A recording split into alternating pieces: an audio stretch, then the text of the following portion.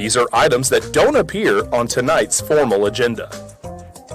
The city clerk will call your name when it's time for you to speak. At that time, please approach the podium and tell us your name for the record. You'll have a maximum of 3 minutes, and there is a timer visible from the podium. When the light changes from green to yellow, your time is coming to an end. When the light turns red, your time is up. Note that you may also choose not to speak if other speakers before you have said what you wanted to say. Shouting, cheering, and loud noises will not be tolerated, and violators may be removed for disrupting the meeting. Goodyear City Council meetings stream live on Facebook, YouTube, Twitter, and online at goodyearaz.gov. Follow the city's social media pages so you don't miss out on all that's happening in Goodyear. Thank you for coming to this meeting and being an active part of your city. And remember, it's a great time to be in Goodyear. I'd like to call the regular meeting to order for June 27th, 2022. City Clerk, please read the roll call. Let the record reflect that Councilmember Bray is not present. We'll need a motion in a second. Can we get a motion? So moved. You got it? Okay. With that, let's see. We have a motion and a second. All in favor? Aye. Opposed? Ayes have it. Would you please stand and with Councilmember Stipp and the Pledge of Allegiance and invocation? I pledge allegiance to the flag of the United States of America and to the republic for which it stands, one nation, under God, indivisible, with liberty and justice for all. Dear Heavenly Father, keep us close to you. Send your Spirit to make this city council strong in faith and ready to serve you and your people. Show your mercy to us all. I pray for your peace and comfort. Be our strength and support amid the wearisome changes of this world. Comfort those that are afraid for their future and let them know that they are not alone. I ask that everyone take a moment to silently reflect and pray.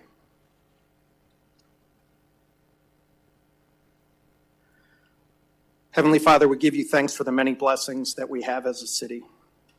We ask that you lead us now in lives of service to fulfill your will for the city of Goodyear. Please be with the men and women serving our city, our state, and our nation, both here and abroad. Guide and protect them as they protect us. Amen. Amen. Amen.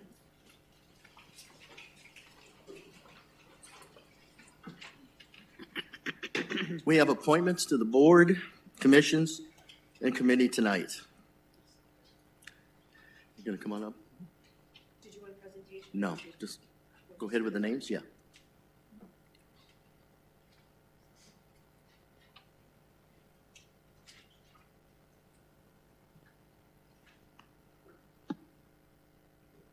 We'll need the motion in the second, the vote. Okay. Can I have a motion to second approve the recommended appointments? So moved. You got it? Okay, with that, All those in favor? all those in favor? Aye. Aye. Opposed? Ayes have it. Yeah, she's gonna. Okay, if I can get the members of the Judicial Advisory Committee to come forward, Mr. Deshuck and Mr. Jennings, or Judge Jennings.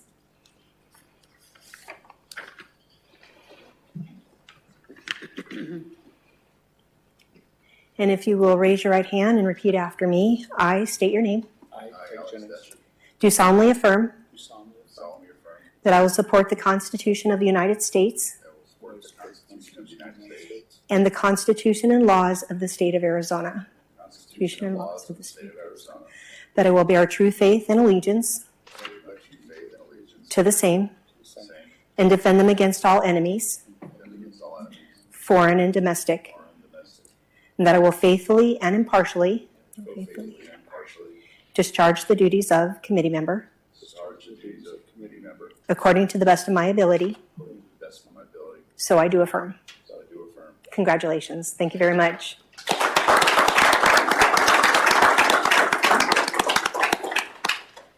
Okay, so the next committee is actually going to be pretty large. So will the members of the General Plan Committee that are being appointed tonight please come forward? We've got Jennifer Barber, Keith Dranowski, Michael Fulton, Kimberly Hill, Lynette Keating, Patricia Kingsbury, Greg Lehman, Kristen Mercado, Don McBrayer, Jeremy Sawyer, Carlos Santos, and Javier Vega. And if you didn't get a packet from me, make sure you get one before you leave. Just go ahead and come on forward. I'll do this. Come on forward. Okay, and if you will raise your right hand and repeat after me, I, then state your name. Do solemnly affirm that I will support the Constitution of the United States and the Constitution and laws of the state of Arizona. That I will bear true faith and allegiance to the same and defend them against all enemies, foreign and domestic. And that I will faithfully and impartially discharge the duties of committee member according to the best of my ability. So I do affirm. Congratulations. Did you have that? Yes, thank you. I'll get it to you at the first meeting.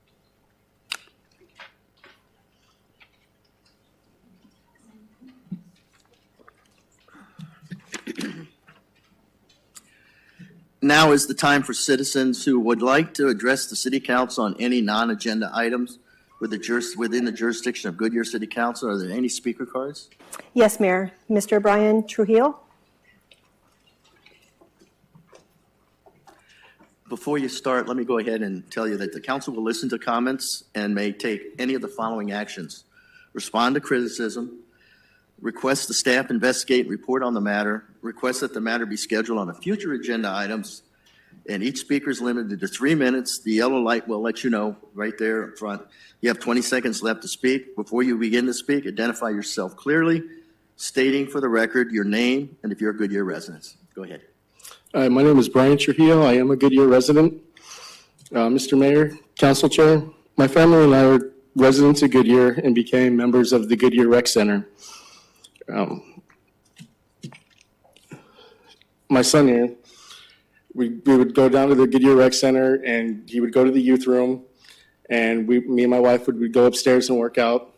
And after about a month of that, he was turned away from the youth center. After 4 o'clock, they changed it to where 11 to 18-year-olds could not, or 11 to 18-year-olds were only allowed in there.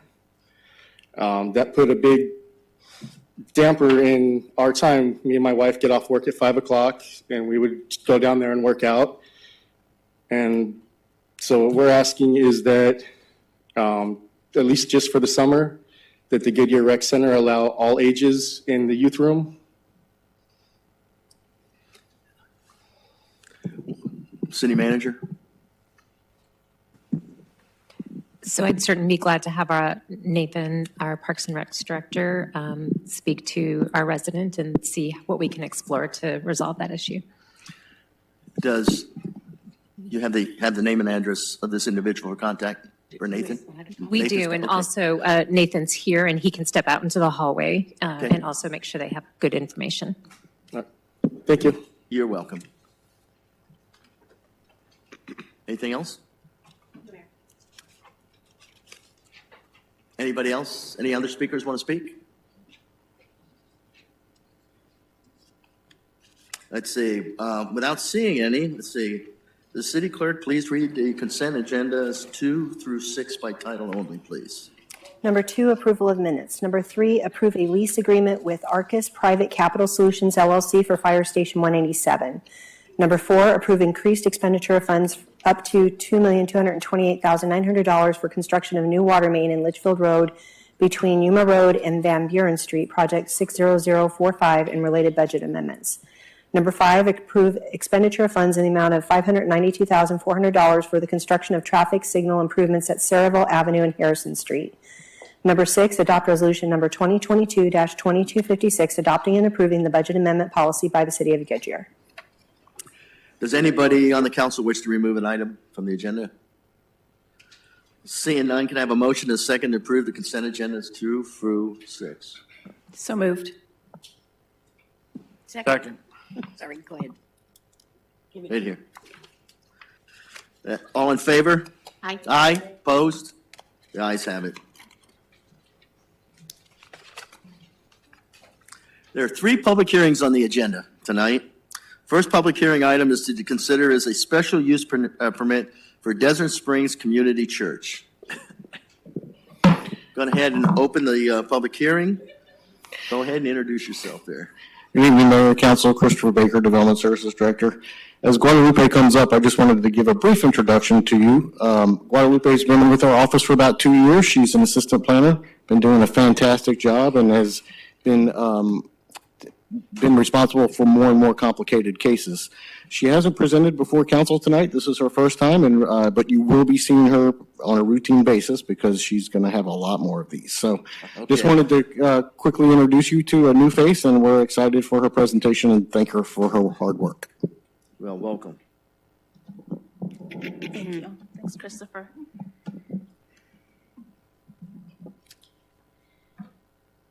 Good evening, Mayor, council members. My name is Guadalupe Ortiz Cortez, Assistant Planner. Before you tonight is a special use permit request for the Desert Springs Community Church. The subject property is located at the northwest corner of West Indian School Road and North 144th Avenue, west of Litchfield Road, the neighborhood Walmart, and Safeway.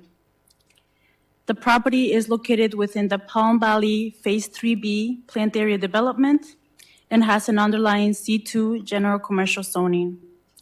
The zoning for the Palm Valley Phase 3B PAD was approved in 1994. Per the zoning ordinance, a church may be considered in any zoning district with a special use permit application. A special use permit for the subject property was approved in 2003. The 2003 special use permit established the location of the existing building and sports fields. The 2003 special use permit included a stipulation that limited the height of buildings and any structures to 30 feet. The special use permit request before you tonight is to allow the expansion of the existing church building, the construction of a new auditorium, and an increase in height for a new tower.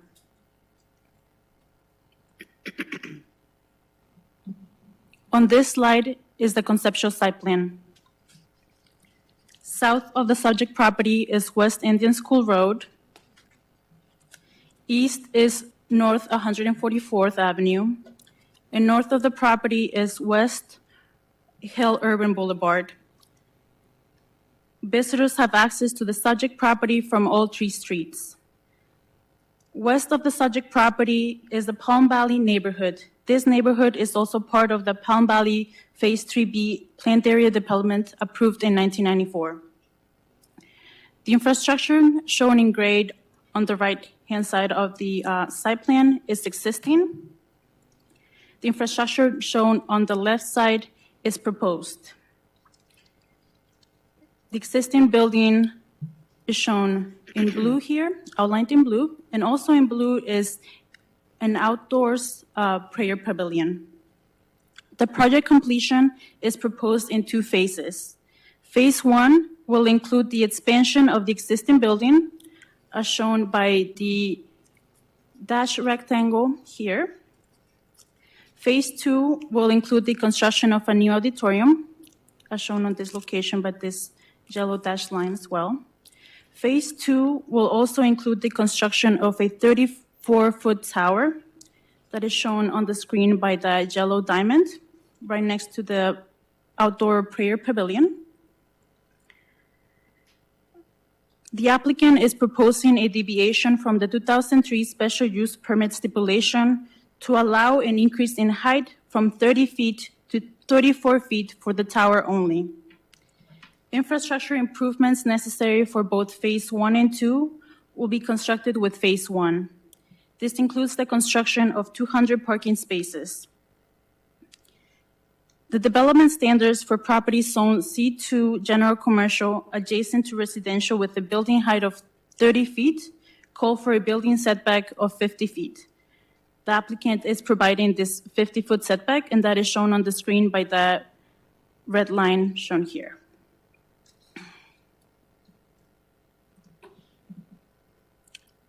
On this slide is the conceptual landscape plan. The conceptual landscape plan shows that the existing landscape along the west property line will be protected in place. The landscape that has died over the years will be replaced during phase 1 of the project and will be maintained in conformance with the landscape plans approved in 2003.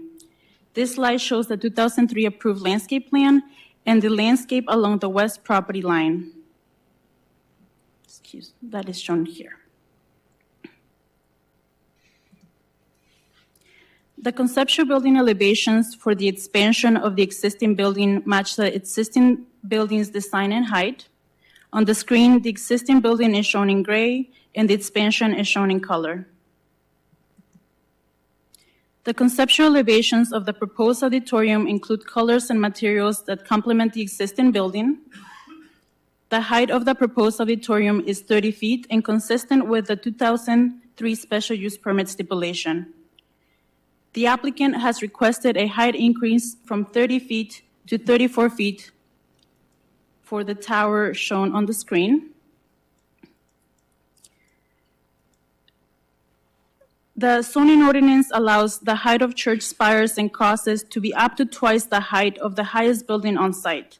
However, the 2003 special use permit limited the height to 30 feet, and thus the applicant is requesting an increase from 30 feet to 34 feet for the new tower only. The special use permit application meets all of the evaluation criteria established in the zoning ordinance. The Desert Springs Community Church has been serving the Goodyear community for almost 17 years.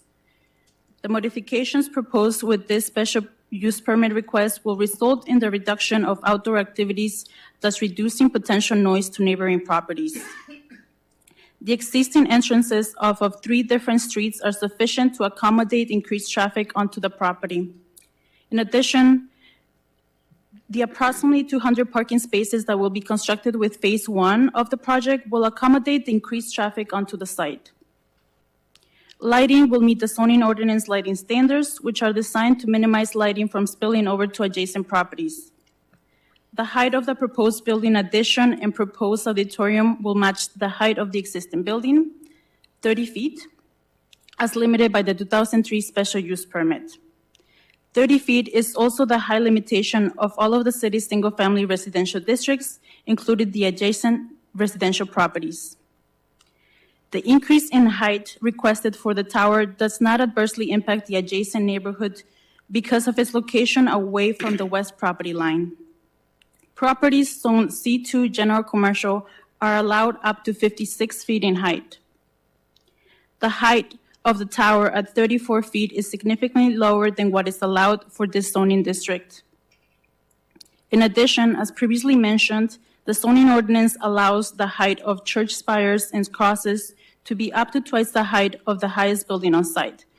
Thus, a height increase to 34 feet from 30 feet is adequate for the site.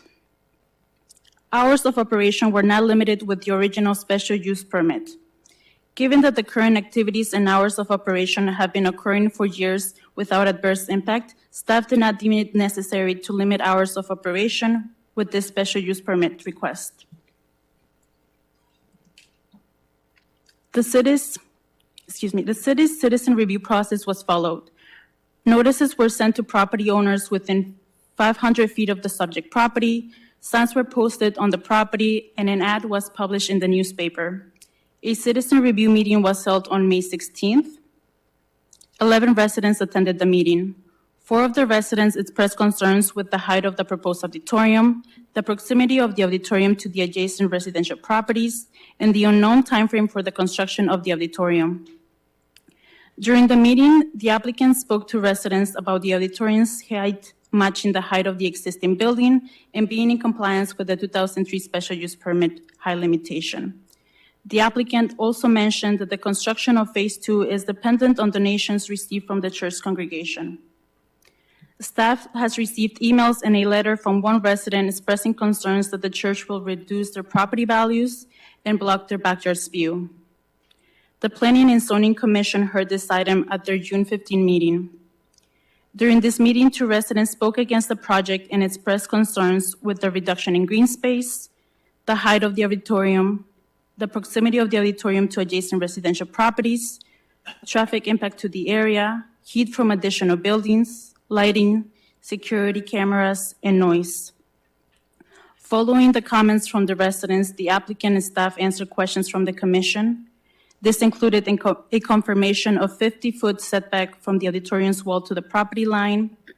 Staff also confirmed the property is subject to the landscape plan approved in 2003, and the applicant confirmed that any dead landscape will be replaced during Phase 1 of the project. The Planning and Zoning Commission discussed the item and voted to recommend approval 7-0.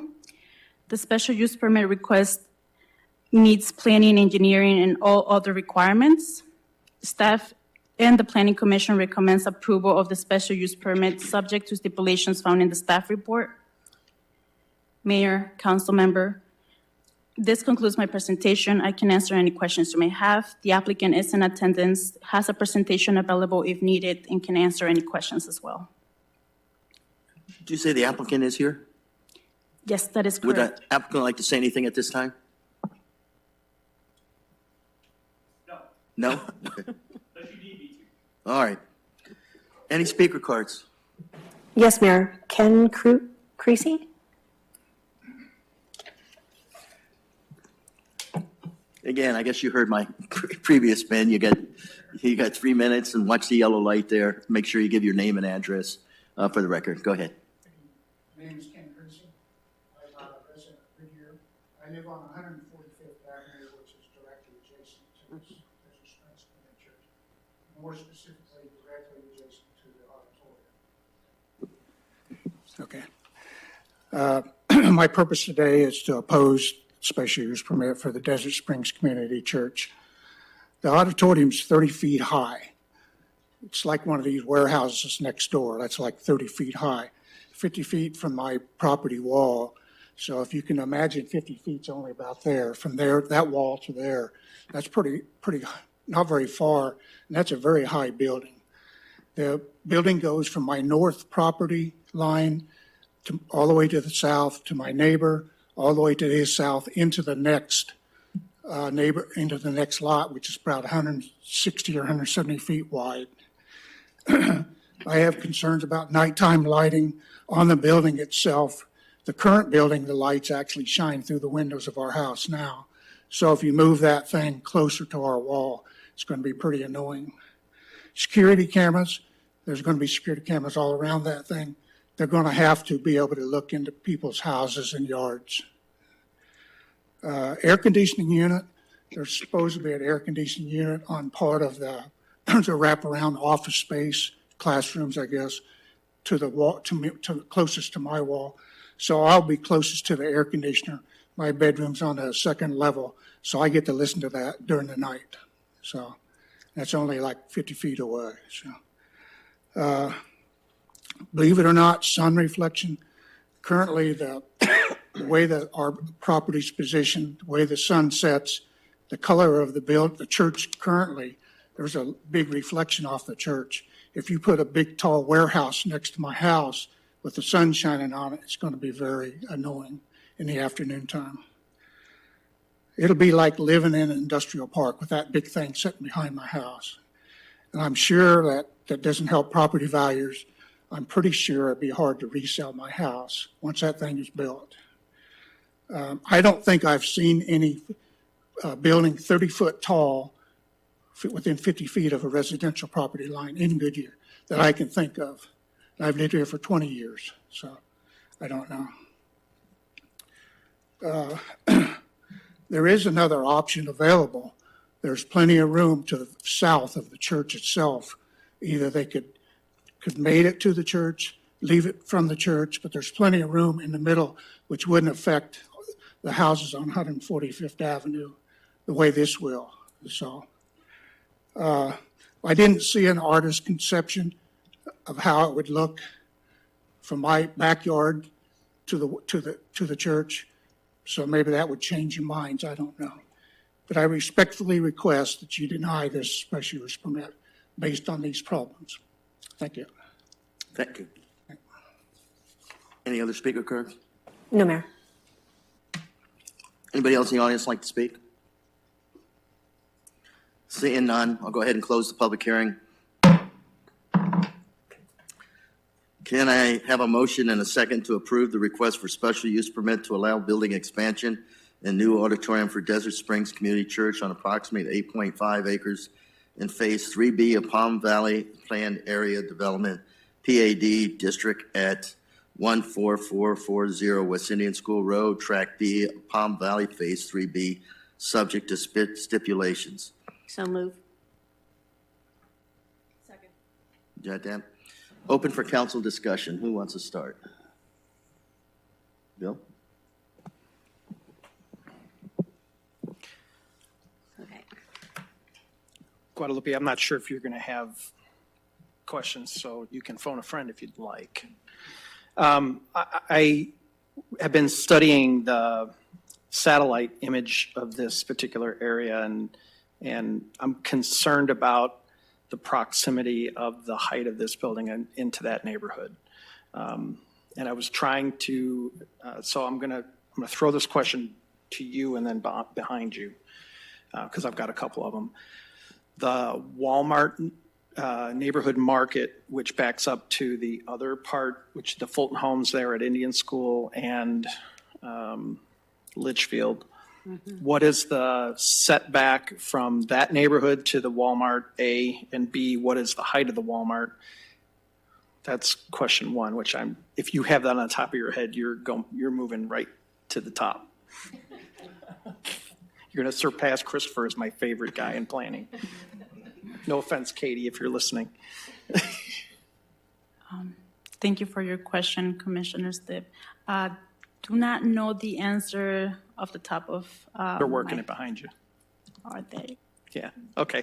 No, that's okay. And then my second question is, the 30-foot height, does that pertain to the new auditorium as well? The new auditorium is,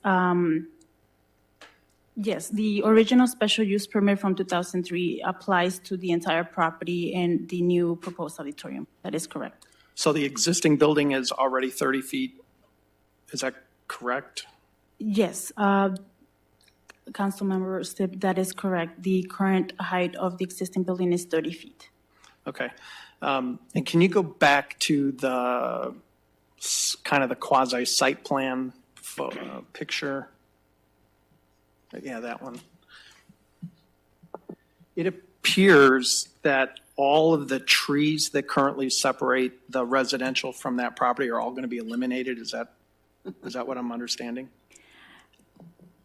Mayor, council members, there are some trees that are currently damaged along the landscape buffer along the west property line, and the applicant has committed to,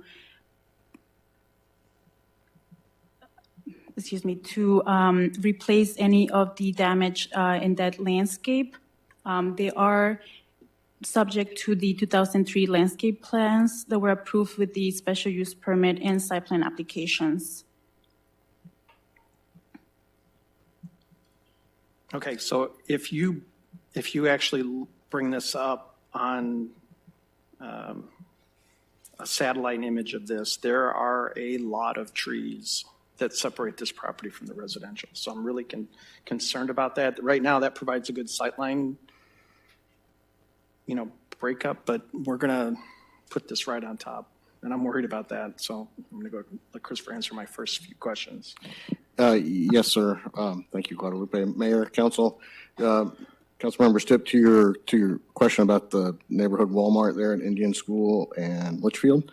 It is set back approximately, I scaled it off about 50 feet. So scaled at 51 feet from the residential property lines to the back wall of the existing neighborhood Walmart there. So it's about 50 feet.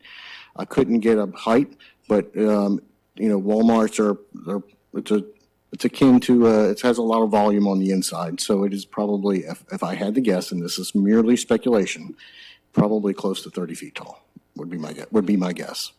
It is about the height of a two-story house, which is roughly about 30 feet tall. Which you're saying is roughly 30 feet?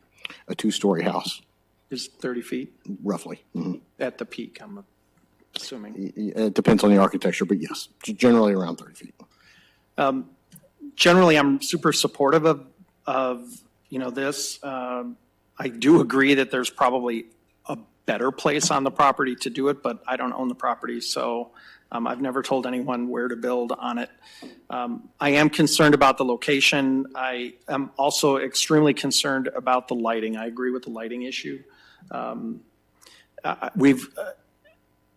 notice if you go back to that other, there's light poles, parking that butt up right against in the bottom left-hand corner of this particular photo.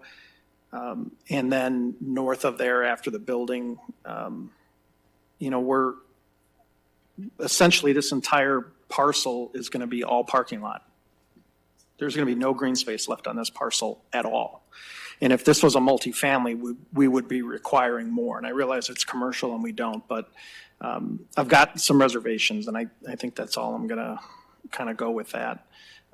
Whether this is the best place for that particular structure, I would either prefer it be closer to the roadway or to the north of the existing building.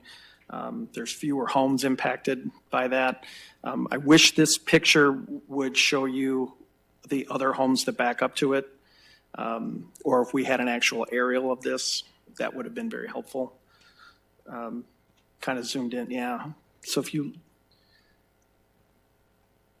think about this as where that roadway comes through and now where that building is going to be, which is essentially where the roadway is, that's where all the houses are in that corner. So I've got concerns about it.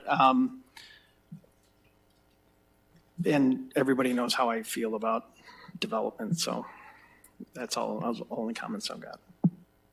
Councilmember Lorentano. Yes, great presentation. Thank you very much. You did a great job. With this, my question is, I'm really trying to figure out, get my hands around, I think Councilmember Stipp kind of touched on it, is the basically like the green space or the set aside or the buffer zone. What is going to be in there if those trees come out? What is going to be the buffer zone?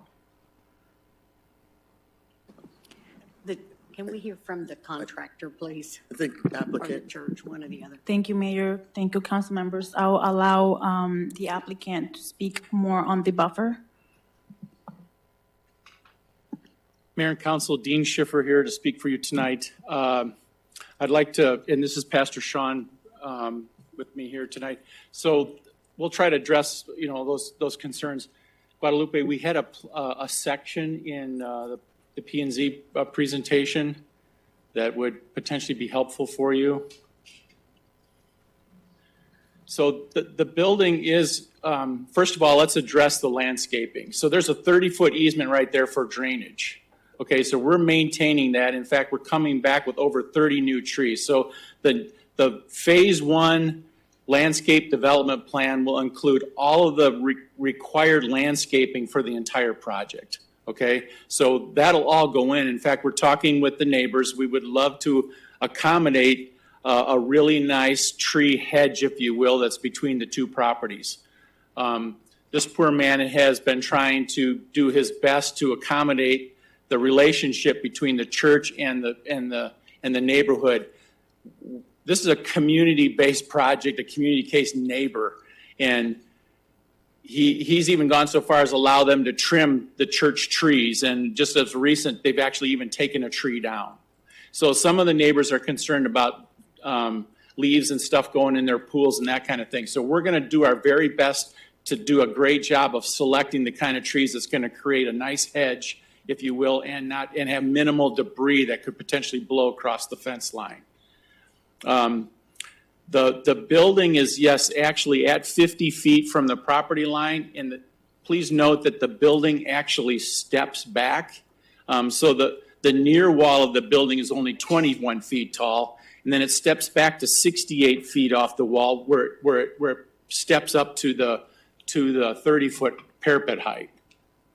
So there's this fire lane that goes between the vegetated setback of 30 feet, and then there's this fire lane, and then there's actually the building. And the building has got this slight step in it here to help offset some of that concern about the feeling of the big wall, so to speak, the reflective wall, as Ken said. So we're doing all we can to help with Ken's concerns. We love Ken, respect Ken. We're going to try to minimize any kind of mechanical that would be on that rooftop right there. It would be, today's technology isn't quite as loud as it was years ago. We can move most of it to the south side and the east side of the building to accommodate trying to work around all that stuff. Our light poles are only 13 feet tall, and with the LED technology today, we've done the photometrics on the site already, where there is, it's unmeasurable light at that property wall, and it's the probability of light coming off of the other buildings currently isn't the same technology. So hopefully we can update all that stuff, and we're going to change that as we put the new addition on that's on the west side. So there's a lot of positive change coming there that can help with the lighting issue. Trying to think if I addressed everything. The green space. There's still an existing green space. So we are creating a playground that can be used by the community that will be larger than what we currently have right now. And then to the north of that, there is green space. So when you look at if you want to pull up the site plan again, there is that whole rectangle there. I don't know if you have an arrow, Guadalupe, or not, but north of the new building is a playground green space. So it is a large place where folks can come in. That doesn't have to be approved or anything. They can come and use that space. People do come currently to the outdoor pavilion area where there's covered, and that was approved by Goodyear, and they use it. People go around in the grass and sit under the trees and stuff. So we are trying to think of community-minded spaces. But I know these pictures don't tell you the whole story, but that is all usable green space and playground space for the community there. And until phase 2, once again, this is a master plan that is being approved, but we don't have any idea if the donations will come through, but all of the space that is there where the current auditorium is will be grass until and if we receive the donations to build that phase 2 building. So our plan is, if God does not provide, then that will be all green space until that phase 2 does happen. Cameras. The other question was the cameras.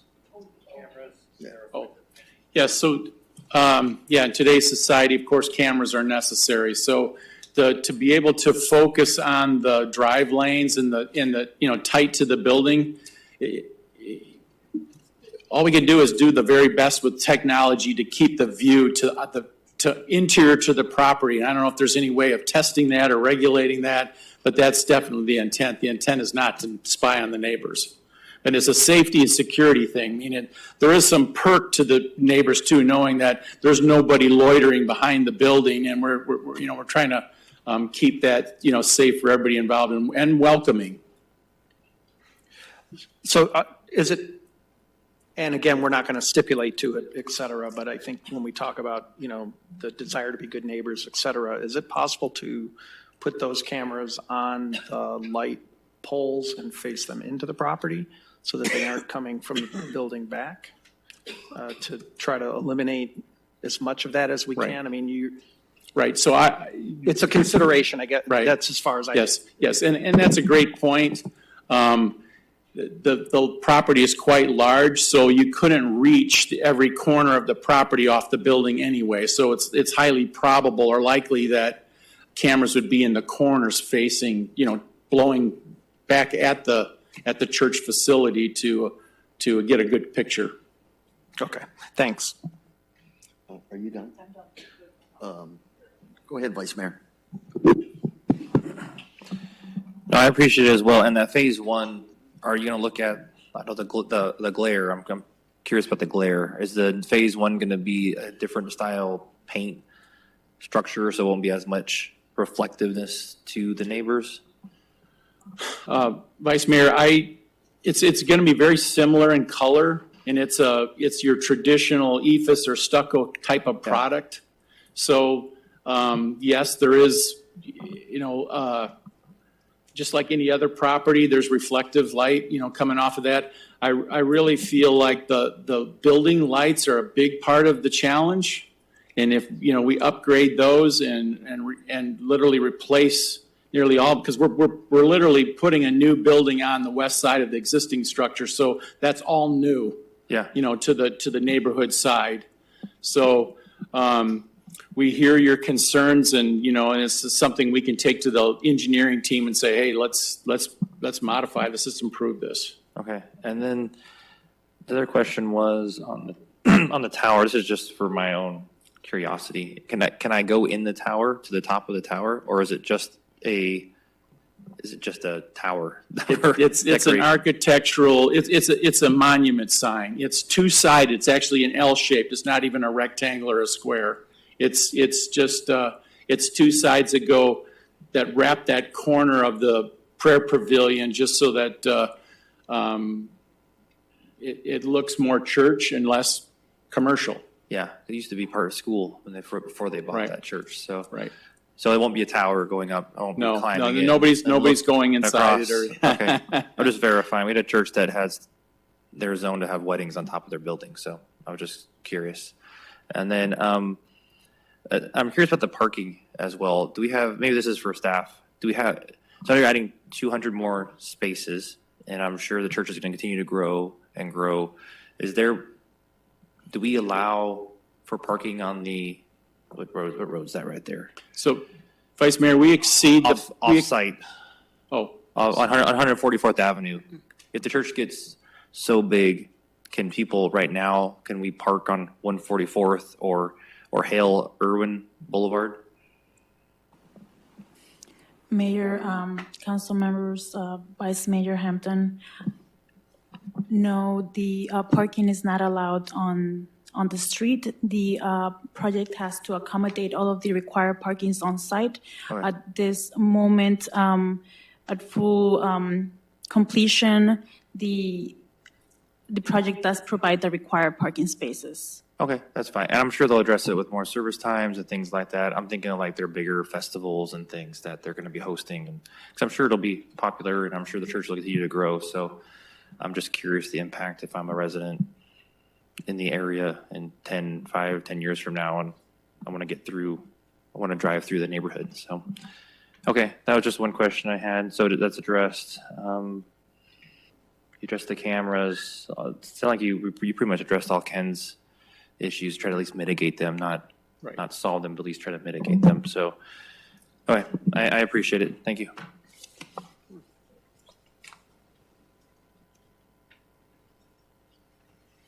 Councilmember Keenan. The original special use permit was issued in 2003, that correct? From your presentation. And when you see a church with a lot of land, I think there's an expectation that if the church is successful and grows, then they will continue to develop. I find it interesting that with the commercial zoning, if it was just developed strictly as commercial, then we would not even be talking about it. Is that correct? They could just develop Anything. the parcel? Mayor, council members, Councilmember Kano, the zoning ordinance does require a special use permit application for churches. Any other application that is permitted by right would not require a special use permit and would go through the site plan review and approval process that is an administrative process. Okay, so it would not come to council, and it could be up as high as 56 feet, from what I understand, what I heard tonight. Mayor, Councilmember Kano, that is correct. Okay, so the whole point of having a special use permit then is to address all the topics that neighbors could have concerns about: traffic, lights, noise, hours of operation. And you've done that analysis. You and staff have done that analysis. Mayor, council members, Councilmember Kano, thank you for your question. That is correct. The special use permit, according to the zoning ordinance, does have an evaluation criteria the staff must review during the special use permit application, and that does include things such as lighting, noise, parking, and any other issues that may be detrimental to the surrounding properties. Are they required to maintain any certain level of green space on this property? Thank you for the question, Councilmember Kano, Mayor, council members. The zoning ordinance does have landscape requirements, and that includes a 15% net site that shall be landscaped. Okay, and they meet that requirement? That is correct. Okay, and so with the building or the closest to the residence, 21 feet, and then there's an inset, then it goes up to 30 feet. I just want to make sure I understand that. It's not a 30-foot block wall closest to the neighbor, is that correct? Okay. There is a 50-foot setback from the property line on the residence, adjacent to the residence and to the wall of the auditorium. Okay. It looks to me like they've met all the requirements for their special use permit, and I'll be supporting this. Councilmember Campbell. Thank you. I am concerned if the homeowner is complaining about light today, if he had even reported it to code. So no one, I mean, this is the first I've heard of it, that the light on the buildings today bother him in his yard. So perhaps when the trees are planted, that will cut down the light, I believe, as long as the trees are not cut down by the neighbors. So we need to make sure that that happens. And it is important that we have cameras on that church, because if you will remember, several years ago, we had a rash of vandalism at that church where it did extensive damage, and it was from the neighborhood, unfortunately. And I can understand in today's world of having security cameras, and you're right, we don't want to look at anyone's backyard. And if it is a 2-story home, you're not looking into their bedroom anyway, because the trees will be there. I just think it's time that I'm excited to know that this church has grown enough that they want to build something new on that land. We know that if it was the school still there, the school has every right to build more dormitories or more buildings themselves. So we know with that vacant land that we're going to do something with it. And I think that the church has worked in good faith with our contractor to see that we mitigate as much as we can. But this is really exciting for not only the neighborhood, but this is exciting for Goodyear to know that this church is growing and they need to build. So I'll be supporting this use permit. Anything else? Only thing I would like to add is continue working with the neighborhoods, you know, as this thing gets built. Again, it first depends on whether you get enough money to build it. But, you know, with the lighting and the cameras, make sure, you know, you continue working with it and get those addressed, okay? With that, now, it's time for a vote. All those in favor? Aye. Aye. Aye. Opposed? Ayes have it. Next public hearing is to consider is a special use permit for a Hope Assembly Church. Open public hearing. Please introduce yourself. Steve is back.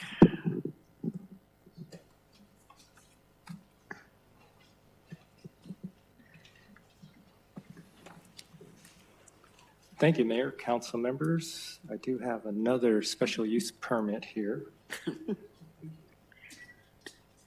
This time, the church is located, this is I-10, Litchfield Road, Palm Valley Crossing planned area development here. And we're specifically located here at the northeast corner, 137th and Auto. And we're within an existing industrial building, or I should say flex industrial type building, two sides, so they are going to take the west half of the building.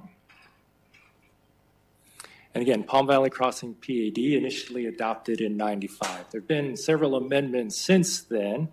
Subject property is subject to the 2007 amendment. It's about 1.2 acres. We had a site plan approved in 2018, and that was for that building, approximately a little over 15,000 square feet. And so in looking at policies regarding churches and special uses, so church is a special use within any zoning district within the city. And as a special use, it has to go through the public hearing process, so before the Planning Commission and City Council. And so that request tonight is for a special use permit for the church. Again, it will go within that existing building. The site fully improved, all the parking, access, landscaping, all in and improved. This church is proposing only interior modifications to the building, nothing to the outside at all. Church services proposed Sunday. They'll also offer other services in person and virtually. At this time, they're thinking about 200 members. Daycare and school, not a part of this current request. And so this exhibit just shows the site plan that was approved. Again, all of the access ways here and here, all of this is completed. All the parking, all the landscaping, everything is completed for this site. And the use will occupy, there's about 60 spaces, parking spaces on the subject property. So with the shared agreement, they will utilize all these spaces on Sunday for their services. They also have the rest of their parking. They have a shared parking agreement with the property owner to the west for the rest of their parking spaces. So it's about 60 here, about 86 or so on the other side. As we saw with the first item, these are the 4 criteria we do look at when we evaluate special uses. Went over in more detail in the staff report. Again, just to go real quick. We're looking for compatibility with the surrounding area, impacts on the circulation system, traffic, excessive noise or light, things like that. And in looking at this request, we are finding that it is meeting the criteria. Again, it's going within an existing building, no exterior site modifications. So no excessive noise or light are going to be produced. It's in a non-residential area, so we don't have any incompatibilities with residential, no issues with hours of operation. And again, all the site improvements, off-site improvements, all of those are done. Citizen review and public hearings, all notice was conducted for this item, mailings, sign posting on the property, also included on our website. Staff did not receive any opposition to this item. So our findings, we do find it meets the criteria for a special use permit. Staff, we are recommending approval subject to the 8 stipulations in the staff report. Planning and Zoning Commission, they heard this item on June 15th, voted to recommend approval to the City Council. There was no opposition to this item voiced at the commission hearing, and they also recommended approval. With that, Mayor, that concludes my presentation. Staff's available for questions. The applicant is also here if the council has questions. Would the applicant like to speak at this time? No, not unless you need me to. Okay, we'll keep that in reserve then. All right. With that, any speaker cards? No, Mayor. Anybody in the audience like to speak? All right, with that, close the public hearing. Can I have a motion and a second to approve the request for a special use permit for a church proposed within an existing building on property within Palm Valley Crossing PAD, subject to stipulation? So moved. Second. You got it? With that, open council discussion. Anybody want to start this off? Go ahead, Councilmember Campbell. Okay, so will the members of Hope Assembly stand so we can say, welcome to Goodyear? Thank you. We're glad that you're here. I have a couple of questions, and I think, Steve, you can answer one, maybe two of them. The request is only for Building A, not Building B. Correct, yes. And are they renting, leasing, or owning that building? Leasing. Perfect. Also, the only other thing that I want to know is where are you located now? Are you in Goodyear somewhere else? No, we're streaming from the front office right now, so we're waiting to build. Well, welcome to Goodyear. We're happy that you're here. We'll come see you once you get set up. Yes, we'd love to have you. Okay. Anything else? Yep, that's it. Councilmember Kano, you good? Vice Mayor? I had a question or clarification. You said well, first of all, welcome to Goodyear. And then clarification on the parking. You said that how many spots they have across the street as well? They had 92 total for everything? Mayor, council members, if I remember correctly, I think about 145 spaces are required for church of this size. Oh, okay. They have about 60 here. The rest 86, they're going to come from an agreement that they have with this property owner. No, I think that's great that they're doing that partnership. Are they going to have it like marked like Palm Valley does, where they like color code the parking or certain days or times and things like that? I don't know if they're doing that or not. And then the second thing is, is there a user already in the building that they share in the Bravo side or the B side of the building? Mayor, council members, this side? Yeah. Yes, there is a user here. Okay. And this one's empty that they're moving into. Okay. Yeah, I think it's a good fit there. So thank you. Anything else? Also, welcome to Goodyear. With that, go ahead and take a vote. All in favor? Aye. Aye. Opposed? Ayes have it. One last public hearing item to consider is a zoning ordinance text amendment for a drive-through restaurant. You're up again, huh, Steve? All right, hold on.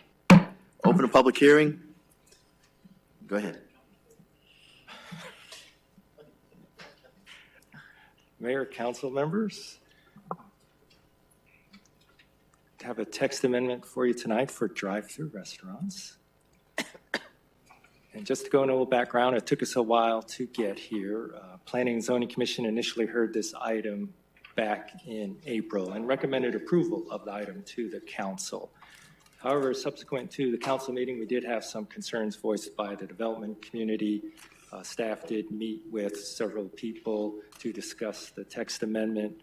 We did make a few changes, which I'll go over here tonight, but really no changes to the main part of the text amendment, which was to streamline the process, and especially for those use permits greater than 500 square feet. So none of that was changed. And so what we're changing is our zoning ordinance. Basically, this version was adopted in '99. It's been amended several times since then. In the zoning ordinance, it establishes the permitted uses and use permit uses for all zoning districts in the city. And as we know, drive-through restaurants, the drive-through portion, that requires a use permit. So what we're doing tonight is evaluating the need for that use permit, and with the potential to streamline the process, given a use permit is about 6 months from start to council hearing. Also costs and fees associated with that use permit. So about a year ago, this came before the council, and the council was supportive of that flexibility. However, it was mentioned that staff did need to be aware of traffic and queuing concerns. With this proposed change, we have several sections of the ordinance, 4 sections specifically, that staff needed to look at and to amend. And so we initiated this text amendment based on the council direction. We had help from outside counsel. They researched a lot of the Valley cities, came up with some recommendations for us to consider. And basically, we are looking at foregoing the use permit for certain drive-through restaurants. So when they're more than 500 feet from residential, we can remove that use permit requirement. Some of the other items, we did some cleanup items to the definitions. revising a use list to make sure we were clear with where such use permits could go. We also established specific development standards for drive-through restaurants. Most of them were already on our books in either our design guidelines or zoning ordinances. However, we also did add a few extras that I'll touch on a little later. So just looking at a couple examples. So first example where it'd be not required. So here we're in the Canyon Trails Town Center, future 303 Yuma Road. A proposed Starbucks that came before the commission and council. That was over 800 feet from the nearest residential. So this is one that would qualify to forgo the use permit. However, on the other end, this is the Salad and Go here at Van Buren and Estrella Parkway. It's only 80 feet from residential. So this would still require to go through the use permit process. And so some of the changes we're looking at, again, definitions, mostly clean up here. And here's where we get to some bigger changes in our commercial districts, our C1 and our C2, where we're going to say if the use permit, where we're going to clarify the use permit, if the drive-through lanes are 500 or greater than 500 feet, then it's permitted use. It can go in by right. However, if any portion of that drive-through lane is 500 feet or less from residential, then we'll maintain the use permit for that drive-through. Again, same changes we're proposing for the C2 district. And so these are the new development standards that we are going to create. And we've always had stacking requirements for drive-through restaurants. So what we're proposing with this current version to address the concerns that council voiced to us to make sure we address the traffic and stacking for these uses. 6-car stacking from the drive-through entry to the first stop. And usually that first stop is the menu board. So 6 cars from the entry to that first stop. And then what we're proposing is then 4 cars. So we'll start after the menu board. There'll be 4 cars, stacking required from that point then to the first pickup window for your product. So ultimately, in a single lane drive-through, we'd be looking at a 10-car stack with each car space about 20 feet in length. It changes for those drive-throughs that have a double lane. You can have the 6-car stack then between the 2 drive-through lanes. And I'll have an exhibit here to follow that'll clarify this a little bit more. So I'll go with the first one where it would not meet. And so we're going to start counting from the menu board. We needed the 6 spaces. So here we can see we only have 5. We're missing that 6th car in the stack. So they'd either have to extend the drive-through lane somehow, or potentially probably the easier fix, move this menu board up 1, get the 6 cars in. They easily meet the 4-car stack from the menu board to the pickup window. So this part is perfectly fine. Here's where they would need to have some adjustments. Here's one that definitely meets our new provisions. So, and this shows a double lane configuration. So here are the menu boards, definitely easily fits the 6 cars in this, from the menu boards to drive-through entry. We probably have double that or more.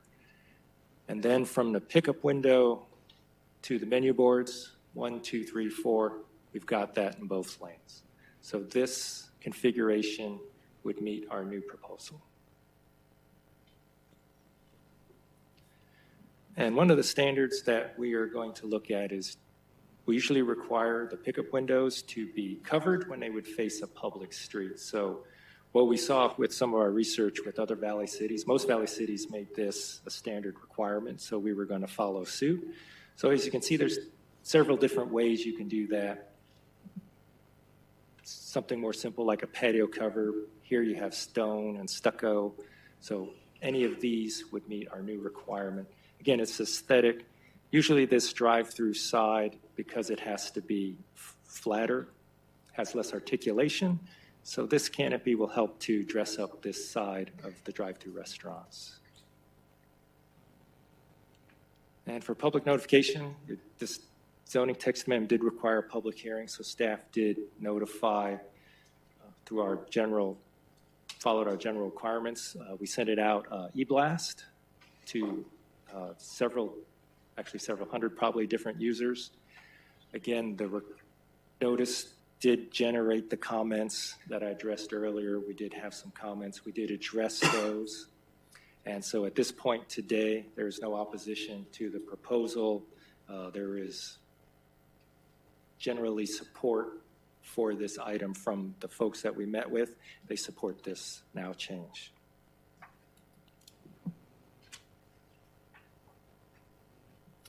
And what we found is that we believe this proposal does move forward with the city council direction. It will streamline the process for many of our drive-through restaurants coming in that are farther from residential, while also still supporting the general health, safety, and welfare of our citizens. That use permit requirement will still be in place when when those drive-through lanes are 500 feet or less from residential. As such, our staff is recommending approval. Planning and Zoning Commission heard this item on June 15th, and they are also recommending approval. With that, Mayor, council members, that concludes my presentation. Available for any questions. Any speaker cards? No, Mayor. Anybody in the audience like to speak? Seeing none, close public hearing. Will the city clerk please read resolution number 2022-2227 by title only? Adopt resolution number 2022-2227, declaring as public records that certain document filed with the city clerk entitled Zoning Ordinance Text Amendment to Articles 2-2, 3, and 4. Can I have a motion and a second to approve the resolution 2022-2227? So moved. Second. You got it. Open for council discussion. Who wants to start it? Go ahead. Councilmember Kano.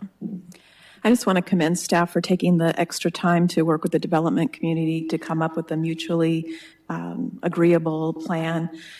Drive-throughs are certainly here to stay, and I am very appreciative that we found a process to expedite so not every single one has to come through council. So great work. Thank you. Councilmember Campbell. Okay, so Steve, I have some concerns with any drive-through restaurant. And I hate to pick on Dutch Brothers because I love them, but the way that the Dutch Brothers queues their cars in the Walmart shopping center, the line is up to their window, around the corner, down to the street, coming in. I mean, it blocks traffic terribly. So I don't know if this has anything, whatever we do today doesn't have anything to do with the existing drive-throughs, right?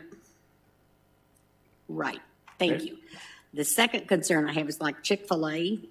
They have a drive-through beyond any drive-through I've ever seen because they move their registers out, or their people taking orders way out, 15, 20 cars down, and then they block the whole half of the area for. If you're just coming in to the shopping center, you can't even get in there because if you're not paying attention, you get in their line and you can't get out once you get in their line. So does this have anything to do with that? Does this say specifically where these lines have to start? Mayor, council members, the proposal does not set forth the configuration. We set the parameters for when they do establish it. You must meet our stacking like we went over. The provisions that I did like that we're proposing are protection of fire lanes. Right. Ingress and egress. Right. That we're not going to have queue cars blocking people exiting from their parking space. Right. Mm-hmm. So staff will be looking at those items in our review. Okay. That they will meet the minimum queuing and that you will not violate X, Y, and Z that are required. I know, though, that the Dutch Bros and the Chick-fil-A's are a different extreme. Most of our drive-throughs. This ordinance does not address the extremes, but hopefully everybody else. Okay, and just because we're talking about the so many feet from residential, we still have to be aware of where we place these drive-throughs in these shopping centers to make sure that there's enough room to do what they need to do. We want them to be successful, but not at the detriment of other people coming into that shopping center that are going to do something else. And that's the biggest complaint that I get from people is the traffic jam, and they get really upset with it. So that's it. That's it. Thank you. Vice Mayor? No, I want to thank you, staff. I know this has been a lot, and I do also appreciate working with the development community and the end users. I know some end users were concerned, so I thank you for going back to the drawing board and trying to incorporate all the different variations and leaving options available for them, and also be able to streamline the process is huge for time savings for them, and also to get more users in the city of Goodyear like our residents really want. So I appreciate it. I think it'll be still high quality, still meet the requirements that we want for our city, while still meeting the demands of developers and our citizens. So thank you. Councilmember Loretano. Just very briefly, thank you for the presentation. I like the idea about having the covered part. I think that's a good addition, and it really does add to the four-sided architecture. So thank you very much.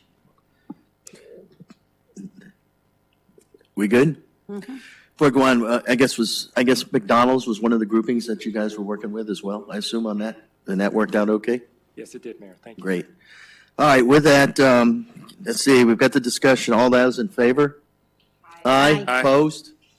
Ayes have it. Will the city clerk please read ordinance number 2022-1534 by title only? Adopt ordinance number 2022-1534, amending Article 2-2 definitions, Section 3-3-2 C1 Neighborhood Commercial District, Section 3-3-3 C2 General Commercial District, Section 3-3-6 Commercial District Standards, and Article 4-2 Uses requiring additional evaluation of the Goodyear zoning ordinance, providing for corrections, providing for severability, providing for an effective date, and directing the city clerk to record a copy of this ordinance. Can I have a motion and a second to approve the ordinance number 2022-1534? So move. Second. We good? All right. Open for council discussion? Seeing none, all in favor? Aye. Aye. Opposed? Ayes have it. Business item, I would like to remind council to wait for a motion and a second before discussion.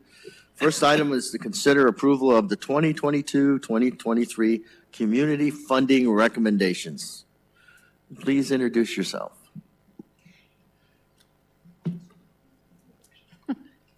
Good evening, Mayor and Council. I'm Christina Panatescu, Grants and Neighborhood Services Supervisor for the City of Goodyear. I'm here tonight to advance the funding recommendation of the Goodyear Community Funding Subcommittee. This competitive grant process supports nonprofit agencies delivering health or human services and quality of life programs for Goodyear residents. During its first 6 months of the fiscal year, the city's $160,200 in fiscal year 22 community funding investment supported services for more than 2,800 unduplicated Goodyear residents. The 12-month reports are due July 11th, and I'll summarize that information and share it in the manager memo once they've all been received. In fiscal year 23, we have $214,400 available in the budget. The announcement was posted on the Goodyear website homepage and emailed to subscribers to the community funding announcement distribution list and members of the Faith and Community Roundtable. Multiple media releases were sent. At a December 13th, 2021 work session, Council expressed an interest in supporting the priority areas identified in the human services phase of our Community and Neighborhood Services Master Plan, which can be found on the city's website. An optional virtual pre-application meeting was held on April 19th, and the recording remained on the city's website throughout the duration of the application period.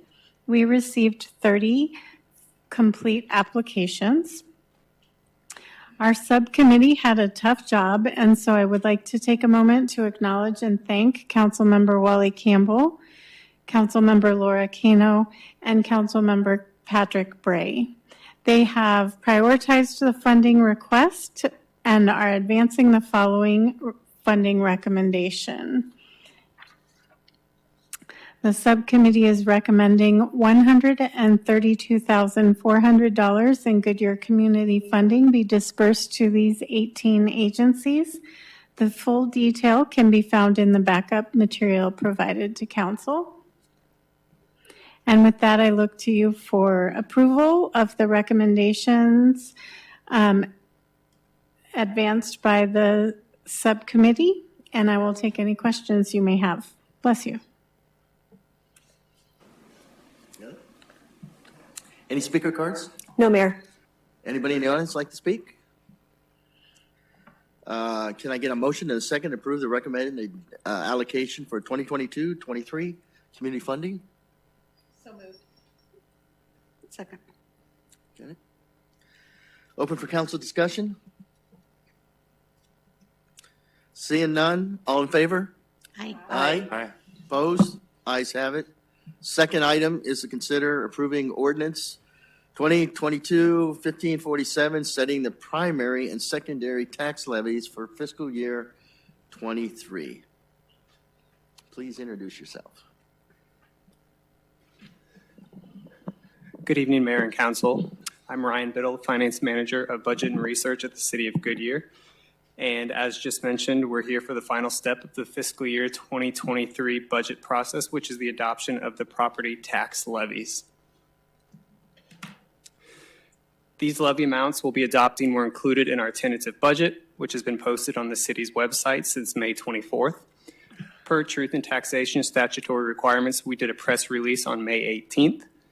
In that press release, among other information, we noted the dates Truth in Taxation would be published in the newspaper. The first of those dates, as shown on the slide in front of you, was May 20th, and the second date was May 27th.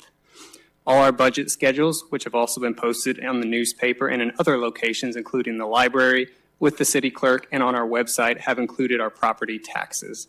And on June 6th, we held a public hearing with council on Truth in Taxation, at which point a roll call vote was taken. The various actions just mentioned are being highlighted to demonstrate the public outreach efforts the city has taken regarding property taxes over the course of the fiscal year 2023 budget adoption process. With that being said, the property tax levy being proposed is $12,882,853 for our primary tax and $9,565,400 for our secondary property tax, the latter of which is used to pay for general obligation debt service. These levy amounts have not changed since our city manager's recommended budget presentation back in April. The two amounts combined will have an estimated property tax of $1.73.5 per $100 of assessed valuation, which is identical to our rate from fiscal year 2022. The adoption of ordinance 2022-1547 for property tax levies establishes these levies and is the final item for the fiscal year 2023 budget adoption. Are there any questions? No? Well, let me get a motion up here first. Any speaker cards? No, Mayor. Anybody in the audience like to speak? I know this is exciting stuff. I thought we got one or two out there. No? All right. Will the city clerk please read the ordinance number 2022-1547 by title only? Adopt ordinance number 2022-1547, levying upon the assessed valuation of the property within the city of Goodyear, subject to primary and secondary taxation, a certain sum upon each $100, a valuation sufficient to raise the amounts estimated to be required in the annual budget for the purpose of paying for various expenses, to raise the amount estimated to be received from other sources of revenues, providing funds for various bond preemptions for the purpose of paying principal and interest upon bonded indebtedness, all for fiscal year ending the 30th day of June 2023, and directing the city clerk to record a copy of this ordinance. Can I have a motion and a second? Second. Open for council discussion. Yeah, I think we've already kind of covered this pretty well, right? Already? All right, with that, all in favor? Aye. Aye. Opposed? Ayes have it. Does council have any comments, commendations, or reports of current events? Councilmember Stepp, go there. I have a request and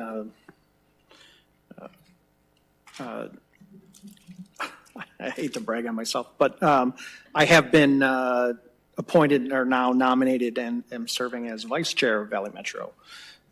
So that'll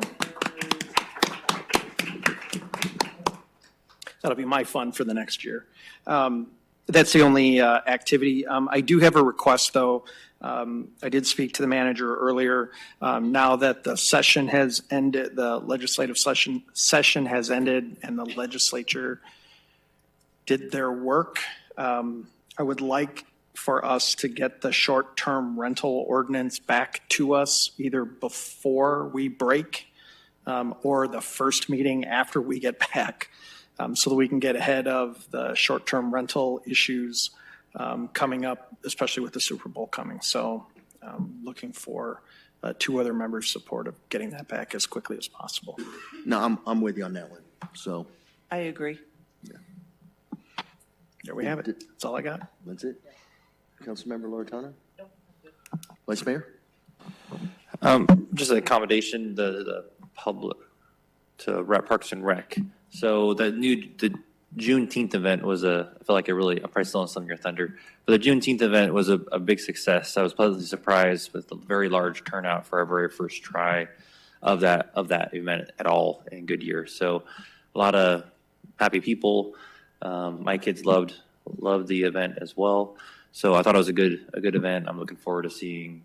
I'm sure it will expand and get bigger and better. So thank you. Councilmember Kano? Campbell? I have an inquiry, I think, of the city manager. Could you let us know what our parks director decided to do about the family with their request? Please, thank you very much. The only thing I would like to add is I know, John, where was it Dr. Pinchot? The voicemail we got, just double check with him. I think that's important. You know, I've got something that's coming on the 4th of July, and I would like to read that to the audience that I'm going in front of because it says what our community is all about. He summarized it beautifully. So if you could just check with him, see if he minds that we would share that, because I thought that was perfect, because that's what we try our best here in the city of Goodyear, and he summed it up in a very nice paragraph. So I'd like to hail that out there to the public on what kind of community we are. You know, the second thing is I want to throw a shout out to Jenna for putting in all those hours down at the state legislature. I don't know how many hours of sleep she got, but I'm sure it wasn't much. You know, because they were running till all hours of the night to get that done. So thank you, Jenna, for putting that in. And also a personal shout out to Senator Boyer, who's the one who killed the residential rental tax in the Senate. All right. So I sent something to him on a text and thanked him personally. And he appreciated it, sent back and said thank you. He said he wished he had more of his senators that were willing to see what we saw as far as the importance of it. But I still think that's going to be back again in the future. But anyway, again, that's all I've got. You got anything here for the manager? Oh, yep, Home Arizona. No, you're right. Don't forget them. They're the ones that sent a letter in on Home Arizona to our representatives. And we did a full court press. We couldn't get it in the House, but I did thank Joel John, who was in our corner. He tried, but he couldn't deliver. He didn't have enough. But you're right. Home Arizona, got to thank them as well. So with that, manager doesn't have anything. Next regular meeting will be on July 11th, 2022, beginning at 6 p.m. Hope everybody has a safe, happy 4th. With that, no further business. Meeting done.